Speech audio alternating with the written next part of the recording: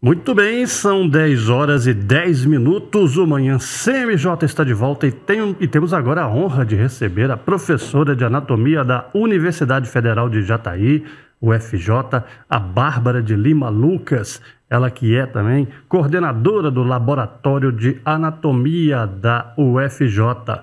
Ela vai falar aqui sobre o programa de doação de corpos para o curso de Medicina da UFJ, algo importantíssimo para a formação dos futuros médicos.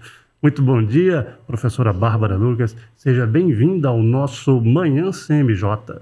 Muito obrigada pela oportunidade. Agradecer ao Giorgio, que colaborou fazendo a edição, na produção do material que vem por aí para a divulgação desse programa. Nosso objetivo é conversar sobre o assunto, apresentar para a comunidade a terceira possibilidade após a morte, E que agora, no estado de Goiás, a gente tem disponível aqui na Universidade Federal de Jataí essa proposta, Essa terceira opção. Então, vou falar do programa de doação, que teve um parecer aprovado pelo Departamento Jurídico da Universidade. E é uma tendência, não só do mundo, mas do Brasil também, que é um país, predominantemente a gente recebe material biológico e trata a partir do sistema de cadáver não reclamado, da Lei 8.501 de 92, que resguarda isso aí nas instituições. E o nosso curso de medicina aqui, por ser novo, ainda não tem um número assim adequado para que os alunos possam estudar. Isso, por isso a gente procura as mídias, as formas de divulgar essa novidade, esse caminho que a gente está buscando para conseguir o material biológico.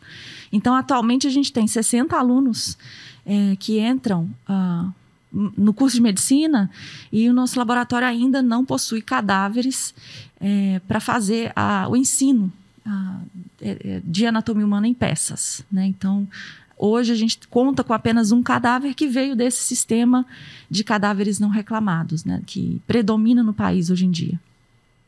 Certo.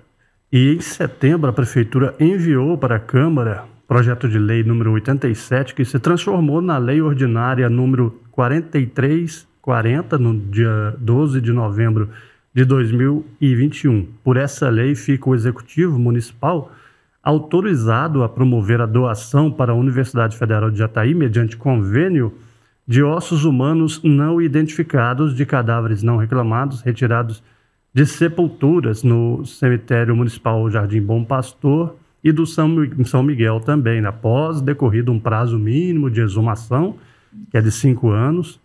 O texto, então, foi solicitado por vocês ali do curso de medicina da UFJ, e houve gestões junto à prefeitura e também aqui junto aos vereadores. Isso, precisamos agradecer o vereador Dr. Carlinhos Canzi, ele empenhou, para que esse projeto de lei fosse aprovado. É uma segunda via de acesso, dos alunos e do público que precisa desse material para estudo, para formação, Bom, as estruturas ósseas, a gente consegue ver grandes variações entre as pessoas. Então, é importante o estudo no osso, no material biológico, por esse motivo, São características bem particulares. Hoje, mais cedo, a gente estava comentando aqui sobre ser o dia do mecânico, E a anatomia funciona assim para a saúde. É a localização das peças do corpo, E para que elas funcionem de forma adequada, elas têm que ter características específicas. E a anatomia é isso, é estudar as características do corpo humano, das peças que vão compor o nosso corpo, É verdade. E antes, então, da gente entrar no tema específico do programa, sobre doação de corpos, eu só queria lembrar que na história da medicina, os primeiros médicos tiveram problemas, para poder fazer seus trabalhos, para conhecer o corpo humano, por causa de interdições assim, de cunho religioso, principalmente. No século III, no terceiro antes de Cristo, o estudo da anatomia já era feito em Alexandria, no Egito. Antes tinham os mesopotâmios, mas era uma coisa com muita dificuldade, né, professor? Isso. Geralmente criminosos, né, que eram utilizados ali, indivíduos condenados à morte. Esse era o público, né, e por esse motivo era algo muito restrito, né, e muito conflituoso nessa questão religiosa e ética também, né? Sempre foi. Acontece que hoje, com o desenvolvimento da tecnologia, esses cadáveres estão cada vez mais sendo identificados, né? A gente pode comparar essa questão de antigamente, eram pessoas condenadas à morte, executadas, e que prestavam esse serviço à ciência após a vida, né? Após a morte. Claro. E hoje o que predomina é o estudo nas pessoas que não foram reconhecidas, não foram reclamadas pela família, né? Geralmente não tendo um vínculo com processo criminoso, ou seja, não são pessoas condenadas, né, por alguma questão. Então mudou um pouco. A tendência agora do país e do mundo é que tenhamos material biológico de pessoas que decidiram estar ali, né? Escolheram estar ali. E é uma tendência forte, incentivada pela maioria das instituições, e é esse caminho que a gente está seguindo agora para conseguir o material biológico e assim, apoiar a formação do profissional da saúde, né? E se não fosse esse trabalho corajoso dos pioneiros, né, não teríamos acumulado o conhecimento e chegado a esse estágio atual em que nos encontramos na medicina, né? Então a gente vê a relevância dessa ação de doar, né? Hoje é o Dia Internacional da Solidariedade, não é? Isso, humana, solidariedade humana. É um dia interessante para a gente conversar sobre a importância, né, do papel do corpo humano após a morte, né? Ele de verdade colabora para o progresso da ciência, para a capacitação de profissional da saúde. E continua colaborando mesmo depois que você não está presente mais nesse mundo, né? Só deixando apenas o seu corpo. Exatamente. Então, e também na arte também, né? Contribuiu bastante, porque o grande Leonardo da Vinci, talvez o maior artista de todos os tempos, né? Não só pintor, escultor, inventor e também designer de armas, tudo, né? Ele pagava pessoas, né, para conseguir cadáveres para ele estudar anatomia humana, né? Para produzir as obras dele. Ele também, o grande Michelangelo, né? Autor talvez a escultura mais famosa do mundo, que é a estátua de Davi, né? Ele pintou também a Capela Sistina no Vaticano. Todos eles faziam esses estudos de forma escondida, né? Clandestina, isso mesmo. Exatamente, para poder representar com perfeição o corpo humano. São os primeiros desenhos do corpo humano, né? Nessa época foram os primeiros professores, né, que publicavam, né, o que era feito ali na dissecação. Então, muito importante na ilustrar, né, o que se vê ali para ensino, né, para capacitação de pessoal.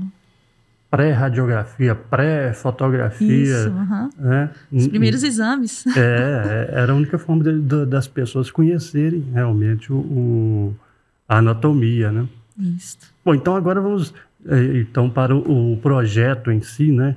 Ele se chama Presentes Anatômicos, né? Programa de Doação de Corpos. Isso. E a pessoa... Como é que ela faz a pessoa estiver interessada em doar seu corpo após a morte? Como ela deve proceder? O primeiro ponto importante é entrar em contato com o programa, né? Ali a gente está disponibilizando o telefone da coordenação do curso de medicina, 3606-8234.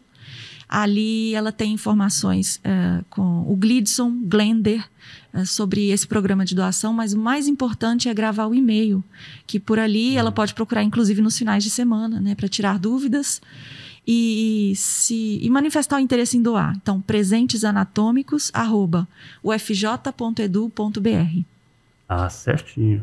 Para o Jorge, então, quando for editar esse vídeo, né, separar ele do programa, colocar nos caracteres esse e-mail e também o telefone, Isso. que é importante aí para quem estiver interessado, né, em colaborar com a ciência. Exatamente. Nós temos no site do laboratório um link do programa e ali você encontra todos os termos necessários para impressão, preenchimento e reconhecer a assinatura em cartório, né? Isso é importante. A gente tem esse respaldo legal, então precisamos seguir os caminhos obedecendo à legalidade, né? Então existe um termo de doação que precisa ter a sua assinatura reconhecida em cartório. E esse termo deve ser enviado por correio ou presencialmente, né, na coordenação do curso ali também. Essas são as duas principais formas de divulgação. Em seguida tem um formulário que ele preenche com as características, né, de vida, dieta, enfim, são informações que que vai participar do cadastro, né, do participante do programa em vida. E aí é importante esse termo de doação, porque é com ele que a gente consegue receber o corpo quando existe a morte, né? Então, isso, ele é revogável. Não ter nenhum problema com a família. Exatamente. Né? O corpo, no momento da morte, ele passa a ser da família. Então, quem vai decidir de verdade é a família sobre sepultar, cremar ou doar para a ciência. Então, é importante que ele converse com a família sobre essa vontade, né, que ele tem, né? O potencial doador. Né? Ela tem que estar ciente desse desejo do doador. Isso. E é importante a gente falar que essa decisão é revogável. Ele pode voltar atrás em algum momento da vida. A família pode decidir não doar, né? Então, geralmente, quando a gente percebe que a família está em dúvida, né, a gente também não aceita. Esse é um critério que é levado em consideração. E o fato de você se cadastrar também não é garantia de que a gente vá receber o corpo na situação da morte. Outras variáveis influenciam nisso, né? A presença de doenças, determinadas doenças infecciosas, por exemplo, né? Ou a condição da morte, se houve vínculo com algum crime. Então, são essas questões. Ah, certo. Tem várias salvaguardas aí. Isso. E como será depois que o doador morre, como será usado esse corpo na anatomia? A gente prepara o corpo, né, com soluções que vão fazer uma asepsia, né, de possíveis micro-organismos, bactérias e vírus. São soluções que vão preservar para o processo de degradação, né, do corpo e permitindo que a manipulação de forma segura, né? Então, dessa forma, o indivíduo fica irreconhecível, porque essas soluções mudam muito as características do corpo, né? E as doações, elas são feitas assim com a população local ou qualquer pessoa do Brasil todo pode se inscrever? Existe uma tendência nesse processo. Todo estado agora conta com pelo menos um programa de doação em alguma universidade. Isso é o que a gente viu recentemente nos levantamentos recentes. E aqui no estado de Goiás, o que a gente sabe é que já está funcionando o nosso programa da Universidade Federal de Jataí. Existem outros em fase de construção, por exemplo, a União Evangélica com a professora Jauzi, estão implementando, né, validando as documentações ainda. Mas a gente pode, então, receber de todo o estado, isso é fato. A questão é o custo com o transporte, que assim, a gente faz em forma de doação também, né? Para que não aconteça o repasse desse custo. E é importante a gente enfatizar isso. O nome presente significa a ausência de uma contrapartida financeira. Não tem nenhum custo, né, envolvido para a doação do corpo, além do operacional usual e que acontece no momento da morte, que seria o carro de funerária para transporte do corpo, né? Mas não há repasse financeiro, benefício nem para quem doa ou para aqueles que vão utilizar o corpo. Inclusive, isso é crime, né, no país, a venda de material biológico.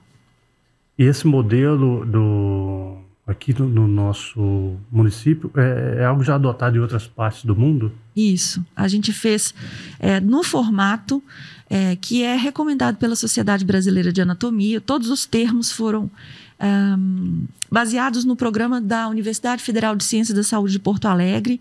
A coordenadora do programa é a professora Andrea Oxley. Ela esteve em nossa cidade no mês de outubro, participando do início das atividades do programa de divulgação.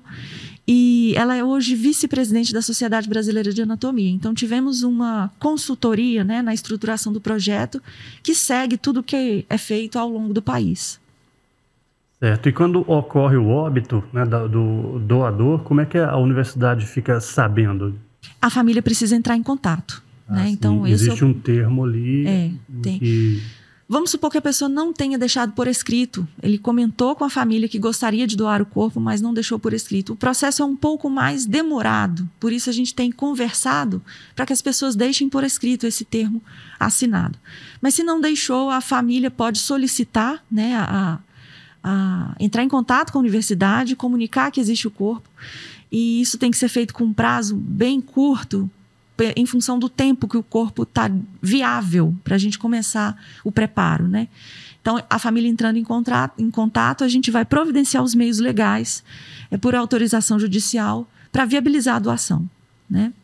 Certo. E os outros procedimentos que toda família tem quando perde um ente querido, é normal, vem a certidão de óbito, o velório, como é que é feito isso aí? Depois aqui a universidade entra... Exatamente. A gente tem duas situações. A família que quer velar o corpo, ela entra em contato antes do processo para que a universidade se organize para receber o corpo e começar o processamento, né, desse material biológico. E a segunda situação é que a família não quer velar.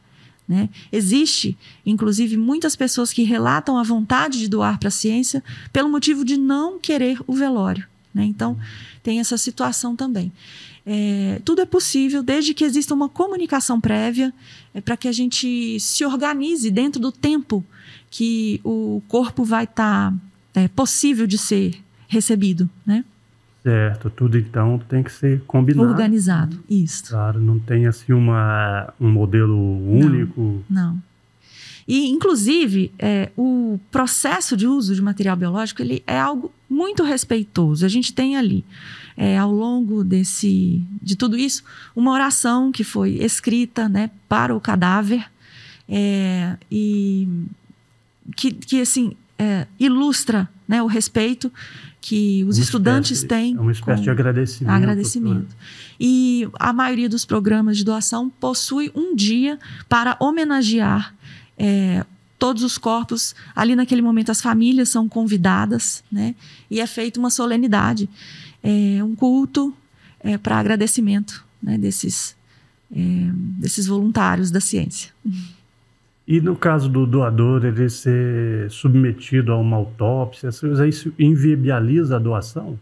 O ideal é que ele venha intacto, né? Por isso, a necessidade de não ter vínculo com algum processo criminal. Por quê? O aluno precisa conhecer como está no fisiológico, né? Intocável, né? Sem as alterações dos testes de autópsia, necropsia. Então, isso vai alterar um pouco o entendimento, né, dele. Mas a gente consegue trabalhar em materiais que foram autopsiados desde que exista todo esse preparo legal para a gente receber, né? Então... Certo. E no caso de pessoas que estiveram envolvidas com crimes, o que atrapalha é que às vezes tem que ser exumado, pode haver uma ordem judicial, né? Isso, órgãos são retirados dali, né? Então, a posição anatômica fica alterada das estruturas, né? Então, isso inviabiliza. E aí, o que é feito dos restos mortais? Porque esses corpos, eles não podem ser usados indefinidamente, né? Para os estudos, né? E depois do tempo de uso deles na anatomia, na faculdade, o que é feito depois desses corpos? Então, na verdade, com as soluções que a gente utiliza, o material pode, às vezes, ficar disponível para estudo de 2 a 10 anos, né? Depende muito da técnica que foi realizada. Mas todo o material ele é sepultado ou cremado depois, e isso quem faz é a instituição. Certo.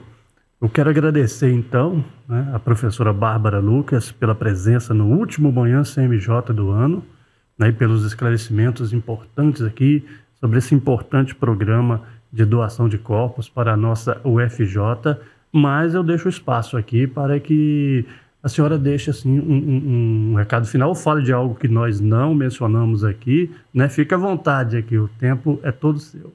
Eu quero agradecer o apoio da TV Câmara na divulgação do projeto, do vereador Dr. Carlinhos Canzi, tantas pessoas que auxiliaram para a gente chegar aqui no momento da divulgação, a equipe de anatomia lá da Universidade Federal de Jataí, o coordenador de curso, professor Bandeira, né, Luiz Carlos Bandeira, todos os colegas que nos ajudaram a compor o material, os termos, né, a professora Andréia Oxley, que teve na nossa cidade e nos orientou, né, qual caminho seguir.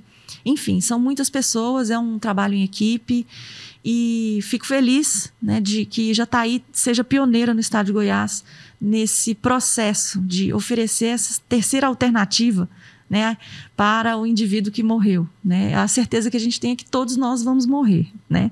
Mas não sabemos o momento que isso vai acontecer. Então, agradeço imensamente pela oportunidade.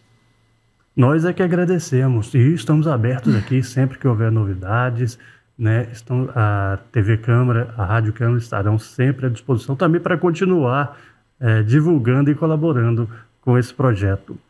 São 10 horas e 31 minutos, Jorge. Então, a gente vai para um pequeno intervalo e daqui a pouco a gente volta então com o resumo esportivo.